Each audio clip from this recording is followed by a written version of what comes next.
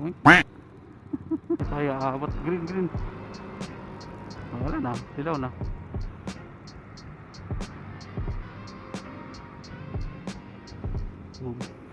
Ano mo? Talubong. Katakot.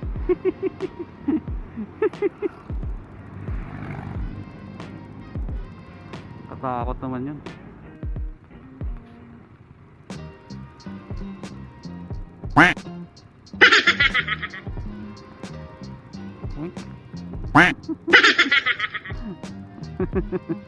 Baka naman siguro ano lang yun, oh.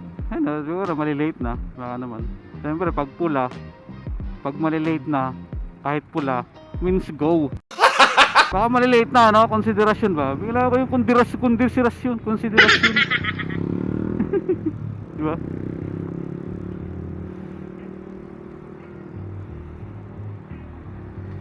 Yun nga lang, siyempre, ano, public transport ka, di ba? Papakanan ng pasahero mo yan eh. Yun ang isa sa pinakabinababayaran mo eh. Ihahatid mo siya ng safe, pinick up mo siya ng safe, ihahatid mo siya ng safe sa kung saan man yung destination niya. Kasi lalo ngayon, kailangan talaga mas maingat kasi lalo ang isa sa pinaka-way ngayon na mai-transport mo yung isang pasahero from point A to point B, isa sa pinakamabilis ay yung MC taxi. Kaya dapat yung pasahero talagang hanggat maaari talaga. Kung ang pag-iingat mo sa sarili mo sa pagbumotor, 5 times na safe ka, sinisecure mo na yung safety mo 5 times, dapat doble, 10 times dapat pag may pasahero ka. Kasi siyempre, di ba?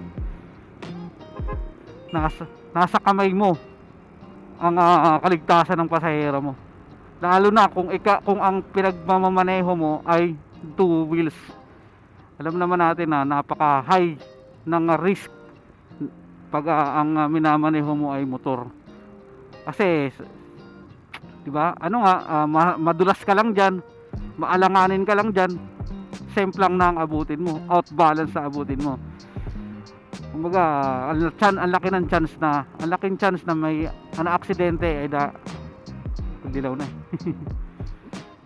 ay dahil sa motor. Yun naman yata yung nila rin sa datos na isa sa pinakamaraming aksidente ngayon ay dahil sa pagmumotor. So magandang umaga. So ride safe palagi sa kapwa natin mga motorista, maging manatiling alerto, maingat at kalmado lagi sa mga biyahe nyo. Peace yo. Ko kayo pinangungunahan o dinidiktahan dahil ang mga sinasabi ko'y aking lang naman. Pansinin, huwag na kong pakinggan, pagkat ang sinasabi ko ay aking lang naman. Ito ay aking lang naman.